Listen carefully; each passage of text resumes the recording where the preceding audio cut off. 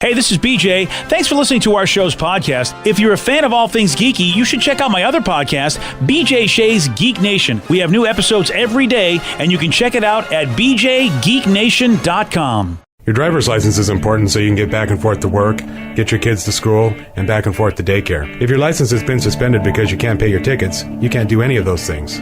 Let's talk about Chapter 13 bankruptcy. You may have heard the tickets cannot be discharged, but they can be dealt with in a Chapter 13 case. Why not come in for a free consultation? The chapter you choose will make all the difference to your getting back legally on the road. Let's design a plan to pay off your tickets and restore your license immediately. I'm attorney Travis Gagne. Please contact me today at choosetherightchapter.com. That's choosetherightchapter.com.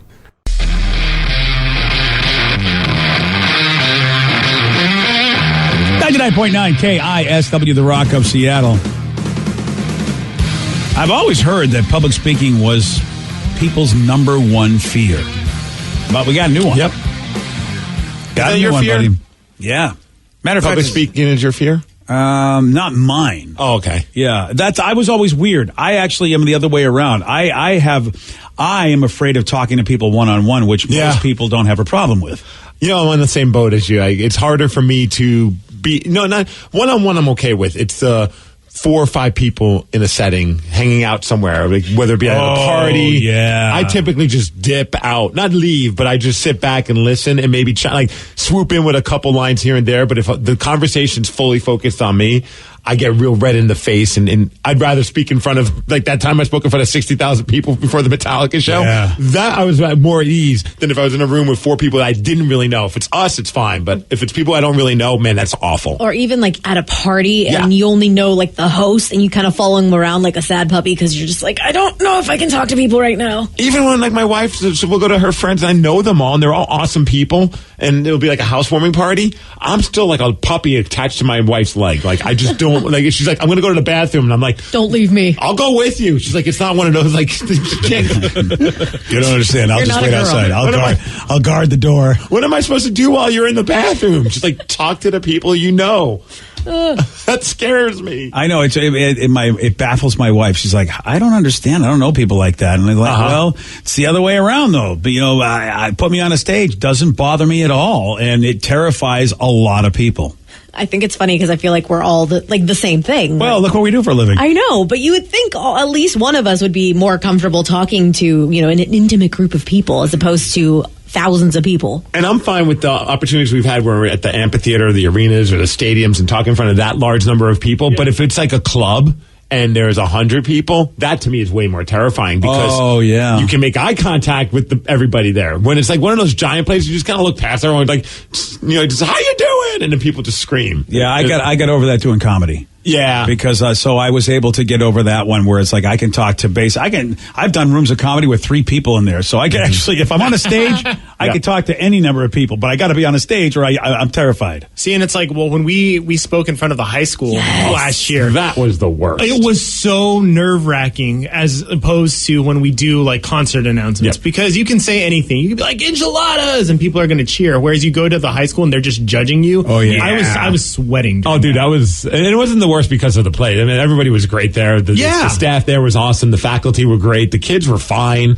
It was just... They're just kids. It was just a different environment. Yeah. And then your daughter's drunk, and that's terrifying. What is she going to say? Yeah. It just kind of brings you back to high school when you're like, oh my God, these kids aren't going to like me. Oh my God, they're judging me. I hope they don't stuff me in a locker. They did all of the above. Yes. Yeah. And I still fit. Sarah was nervous too, but she was the hit of the show for those kids because she was a little ratchet. Yeah, she got drunk and talked about how she went to that school and said negative things, and they were like, wow, so they dug her. Know your crowd. Yeah. Right? Good point, Rev. Yeah, that's a good point. Yeah, she knew the audience. Well, public speaking is actually number 7 on the list. Oh, there are 6 things ahead of it that terrify Americans more. Whew. Yeah. I'm trying to think of what terrifies people. Spiders. Spiders? Ooh, spiders. You're close, Vicky. Tarantulas, yes. No, because then it's just like a giant spider. You're in the neighborhood as far as it is a creature that does in fact. Yeah, I'm not afraid of tarantulas because my mom had one when I was a kid. See, that's like a baby, so I was just I'm okay with it. Anything that like crawly, no. Yeah. Snakes. It's because of the Brady Bunch is what freaked me out about tarantulas. Oh yeah, that effed up their whole trip to Hawaii. That's why. Yeah, that's why I wasn't big in Hawaii for the longest time. Danny, I think you're a winner, my friend. I think I heard you say it. Snakes. Yeah, that's number one. I cannot do snakes Ever at since all. Samuel L. Jackson got on that damn plane and Indiana Jones, we don't like the snakes. I have had it with these snakes on this plane. I'd rather hold a bunch of snakes than a spider. No. Yeah, snakes don't really freak me out. Really? No. I mean, granted, I don't want to be I don't want to have like a cobra right in front of me or something like that. But when I see a snake, even like a garden snake, it'll freak my wife out. She'll jump and lose her mind. I'm just like, My grandpa was terrified of them. It was kind of hilarious. I would be too, because you don't see them, and I don't know the difference between dangerous ones and not dangerous ones. So that's what would scare me. Is like, holy, because I just don't see them that much. Whereas I see spiders all the time. I mean, now hey, by the way, knock on wood. You notice I haven't got bit in almost a year? No, I haven't. Yeah. Sorry. Well, I haven't been sick. I haven't called in spider. Good point. You're right. You haven't called in spider. Yeah. Think again. Let me bust out some spiders. I know. What's the secret? Have you figured out a way to fight those spiders? Maybe I'm Dr. Octopus. Is Johnny Rubber's Dr. Octopus? Maybe so. That would be awesome. Get rid of those spiders. How are you guys with rats? How you guys with rats? You mean the kind of guys that tell on you? Yes. You dirty snitch. I'm not a fan of rats, but I've seen them, so I don't hate them as much as snakes. It's so funny because rats will kind of get, not like scare me, but they'll go. But a little mouse, I think, is adorable. And it's really, what's the big difference? Well, there's a huge difference. Yeah. First off, like Rats are Seattle, bigger. Seattle City rats. I literally watched one climbing a chain link fence one night, and I'm like, I'm out. I'm done. I don't want to deal with it. Dude, in New York, some of those rats were about the size of cats. Yeah, I've seen one of those. They're in Seattle. gangsters, dude. Rats look just like mice are cute. Rats are gangsters. But we like gerbils, we like ferrets, we like those are cute hamsters. too. Rats just are ratty looking. They're Well, just it's 'cause they've been dealt a bad hand in life. Yeah. I mean, they only spread really bad diseases. There's that too. Of course, that's The ones that freak me out, any of the rodents, are the albino ones with the red eyes. Ooh, racist. Oh, okay, yeah. Those creep me out. I'm sorry. I didn't know I was working with a racist. I mean, They give me jump scares. Like if I see a mouse run by me or a rat run by me, it scares me, but I'm not like I can hold them. Yeah. Whereas like a snake, if I saw a snake, I can't touch a snake. You've never held a snake? I mean, no, not held. I've touched one. No, BJ. Wow. A little garter snake, maybe. Ouch. Thank you. All right. How about number two on the list is not a creature, but it's where you may be. It's like it's. Let's just say it's where you're standing. Heights. That's it, Heights. buddy. Yeah, that's my number one. Yeah. Dude, I was an embarrassment doing the ropes or doing the balance beam. I was so terrified. And, they didn't address that in gym. So I am literally having a panic attack. People are making fun of me because I just can't get up that rope because it's killing me as the higher I'm trying to go. On the balance beam, dude, I was like, I'm going to fall and kill myself. It's a weird love-hate affair with heights, I feel like, for me. I'm okay with being in a tall building. I remember growing up, I loved going to the World Trade Center because that's where my dad worked, many, many years ago. So I'd love to stand right at the edge and slam my head against the window and look down. I thought that was so cool. But if I'm on top of a building, it could be even 2 or 3 stories high and I'm at the ledge, that's when I get a little weird. Well, that makes sense because you got no window to stop your head. But I mean, there's no wind. Nobody's pushing me off of it. It's just a weird thing. I guess it's because, I don't know. For me, it is weird. Like I can be in a plane. I can be in if I'm enclosed, I'm good. Except, I'm a little wondering what it'll be like to go to the Space Needle because I haven't been there since they remodeled the joint. I know. I want to check it out. I wonder if that glass floor will trip me out. Have you done the Great Wheel? I haven't done the Great Wheel either. Okay, we did the Great Wheel, and that was, it was great. It was, that's probably why they call it the Great Wheel. Yeah, no, you feel like you're in a little mini room, you know what I mean? Because you're fully enclosed. I'm a little worried about that. No, it's like being in a plane, man. Okay, you'll good. be fine with that one. Oh, really? My plane doesn't spin around and around. It usually goes somewhere, but all right, I'll give it a shot. Well, there's something about it goes very slow, BJ. It's not like it's going very, it's not aggressive. Yeah. That's the other thing I'm worried about is it'll just start whipping me around like something will go wrong. No, it's not a ride. I know. There's something about looking down, straight down, that kind of gets you that cartoon effect of the vertigo. Yeah. And I'm not afraid of heights, but I'll get that weird sinking feeling in my gut. I'm like, okay, nope. Gotta be careful. When they brought the virtual reality here, and I was standing on a real tall building, like a Minecraft looking structure, it was like, whoa! It was that same feeling like, I am afraid I'm going to fall off this thing. And I really, when I fell, they told me to jump and I did. I really thought, I braced myself for it was scary as hell. And it was just a virtual reality Minecraft cartoon. Dude, it's crazy how that works. I know. I've had those experiences where you lose your stomach for a second. It's weird. Yeah. We had one at my church prayer group or whatever, where they blindfold you. You walk into a room, they blindfold you. Was this a Catholic church? Yes, it was. Okay. and they make you step on this little wooden plank thing. Okay. And then they lift you up, and you feel like you're high above their heads, and then they start shaking the board, and then you fall, and it turns out you're only like 5 inches off the ground. But it was supposed to be like some sort of teaching moment. I don't even know what it was. They just want to see how quickly you start yelling, "Oh God!" And she's like, I guess, but I freaked the hell out. It's just like, I'm dying, and then boop, you just fall not too far off. Oh, but really? I felt like I was 10 feet up in the and you were only a little up. It felt like they picked me completely up. That's crazy. That is crazy. I said, are you afraid of height or are you more scared of falling? I think it's more scared of falling than afraid of the height. I didn't think I was scared of heights until I took Lily to a trampoline park in Albuquerque. So they have a bunch of trampolines, stuff like that. But they have this new thing where it's just a ledge, and then like there's a big mattress basically that you jump into. And she wanted me to do the tall one, and I was like, I don't want to do the tall one. I got up there, and it took a lot for me to jump because you have to fall on your butt. Yeah. You might hurt your, if you fall wrong. And I was like, that really scared me. And I was like, I guess I am scared of heights. And I'm so fortunate because I did the jump off a ledge into water one time when I was younger, and I had no idea how hard water was. And luckily I did it the right way. That could suck. Because somebody else got hurt. But I landed I basically was just completely vertical, and that's the way to go in. You just kind of spiked right into it. Exactly, yeah. But boy, somebody else didn't do that. And I was like, I never thought water could hurt you like that. But I was terrified. It was like, I know I'm not going to die. Mm-hmm. And yet still, like Danny, it was like, I still don't want to do this. So I don't know if it's falling or if your brain just tells you shouldn't be jumping from this high. I don't know. Yeah, it is funny. Like the brain, with doing the wrestling stuff. The first time I ever got on the ropes was terrifying. Like standing on the ropes. You stand on the second rope, and it's maybe, I don't even know how many feet. It's not much though. And you're like, oh, this is fine. The top rope is only a couple more feet higher. Like somehow. And it's not much, but there's something about just that extra couple of feet that the first time you do it, you're just like shaking. And then when you finally get up there and you realize, you're like, oh, okay, this isn't as bad as I thought. But something about the mind's like, no, that extra 2.5 feet is going to really kill you. BJ and Migs, mornings on The Rock, 99.9 KISW.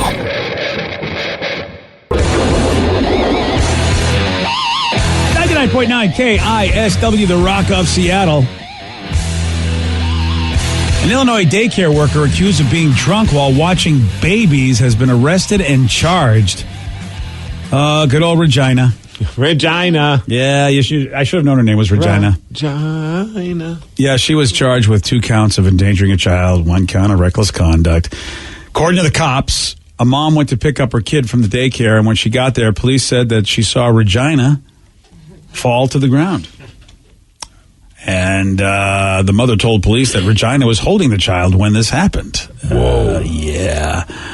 The mother called 911 thinking Regina fainted because of her blood sugar, thinking, maybe her blood sugar's low. This ain't good. First responders arrived, and police said they realized, good old Regina, she was just drunk off her ass. Good news and bad news. Yeah. Regina, who's looking after your children, does not have blood sugar issues. Oh, good. But she was drunk while looking after your children. Sorry, Ossifer. Yeah. Lots of empty alcohol bottles were on the scene. Yeah. How much did she drink? Yeah, I guess a lot. Luckily, Regina or the kid wasn't hurt. That's the good news when she fell. She didn't hurt anybody.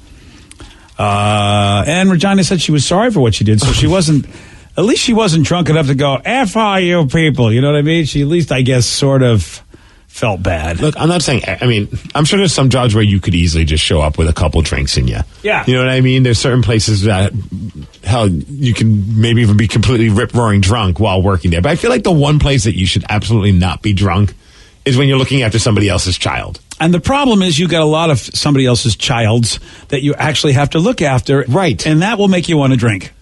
That's just freaky, man, when you think about, you're handing over your child to this person and you hope that it's been screened properly. Yeah. And I was reading about this story where, they were trying to find, information about Regina and, if she's a licensed person to be able to do this daycare stuff, and they can't find any details on that. So I don't know what kind of, shady daycare place this was.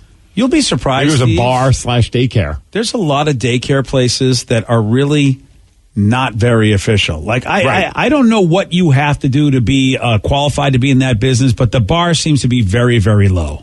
And I would imagine, and it sucks because from what I've heard, daycare is not cheap.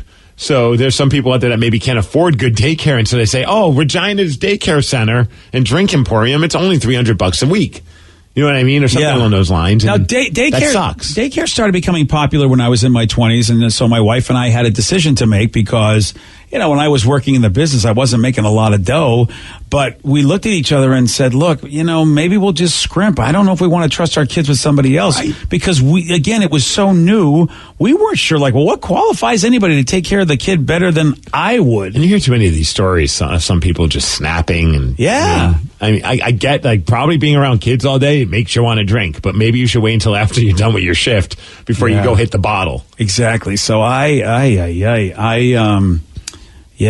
So I was never comfortable with the idea of daycare, and neither was Kathy. And so I just said, all right, well, we'll just live on what we can. Of course, it was a lot easier in the 80s to do that than it is now. Yeah, cost of living was a little bit easier. Yeah, it was still tough, though. It wasn't easy, but it was definitely easier. Right. But we made that decision. There were people who were our peers that did do the daycare thing as both spouses worked.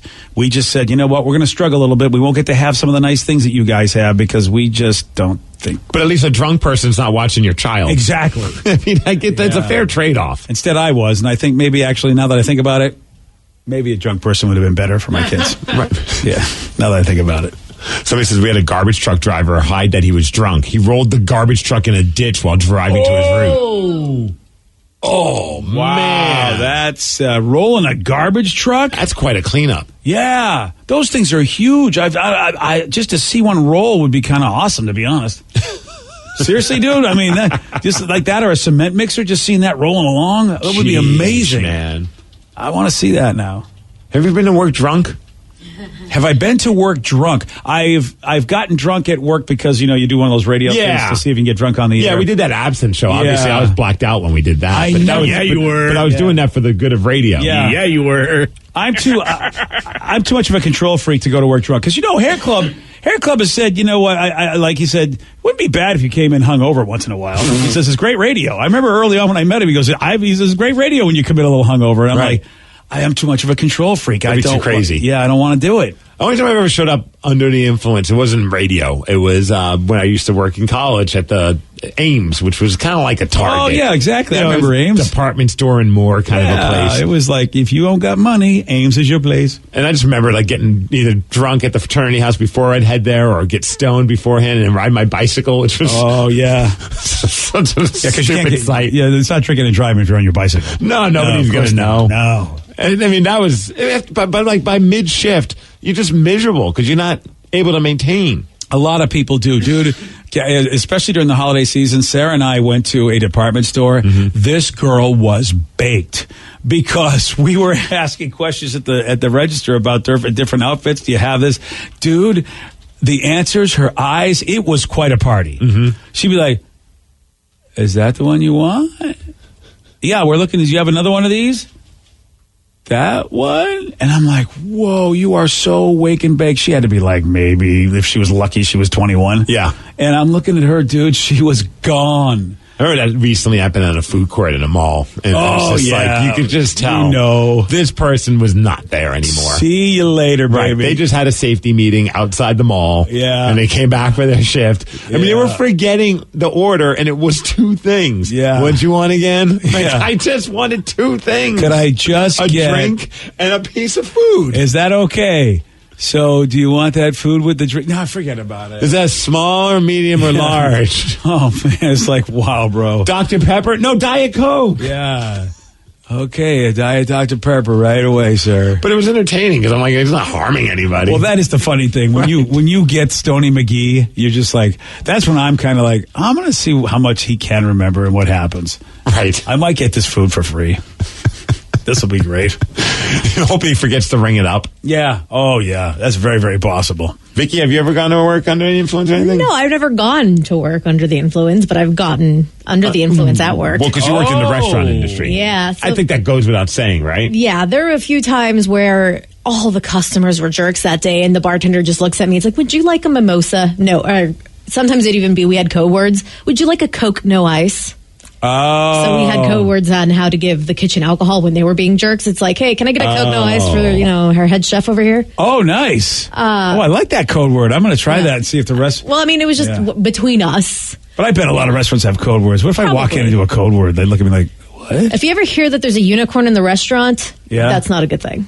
Oh, What? I thought unicorns are good things. Yeah, I was called a unicorn once. I thought it was a no. No, well, that's what some people call cockroaches. Oh, So you don't say that word out loud. Oh, It's like, dude, I just Why would you associate a unicorn with a cockroach? It's not something you don't always see, and it's we don't actually want to see a cockroach out loud. I just saw a unicorn. Well, if somebody says I just saw a unicorn in the restaurant, I'm like, what the hell are they talking about? Now I know. Yeah, because sometimes the alleys in some Seattle streets kind of have a lot of bugs and buddies out there. Yeah, that's not good. But yeah, You say you have a Walter Bradley in the restaurant. what's Walter who is Walter Bradley? That was Cockroach on the Cosby Show. Oh, Wow, that just happened. Wow, really? That was his nickname. Okay. How old is that show that we would remember that? I don't know, like late 80s. It's one thing if I don't get millennial references. I'll be like, all right, I just don't know because I haven't watched it the way these guys are. But you went all the way back to the Cosby Show. 30 years, Steve. Carl 30 Anthony Payne II. 30 years. Walter Cockroach Bradley. Damn. But that's better than a unicorn. If you say Walter Bradley's here, Yeah. then you know cockroaches. I would say, why not an Al Pacino? Because isn't that what Tony Montana used to say? You cockroach. Okay. Didn't he say that? Caca. Yeah. That's right. Or La Cucaracha. I guess people know they know what that is. But no, I got drunk on a couple occasions at work. Damn. Especially New Year's, like we were still working on New Year's Day or Eve, excuse me, and so the bartender just loaded it up for us. It was great. So he says, when I was 19, I delivered for a fast food place on a bicycle in the U District. Delivering to the frats was awesome. They tipped me with shotgunning beers.